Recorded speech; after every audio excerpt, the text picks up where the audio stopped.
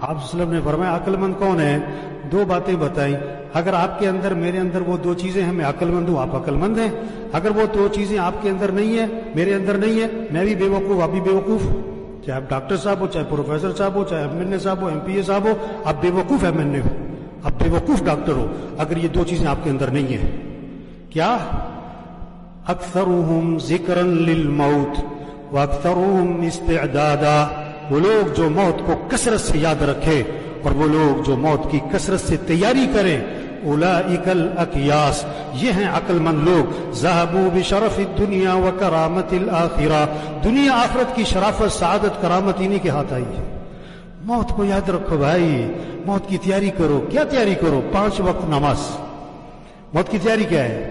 دکان چھوڑو، کھیلنا چھوڑو؟ نہیں، وزارت چھوڑ دو؟ نہیں، اب وزیر رہو، نماز پڑھو، اب وکیل رہو، نماز پڑھو، اب جج رہو، نماز پڑھو، اب ڈاکٹر رہو، نماز پڑھو، اب پروفیسر ہو، نماز پڑھو۔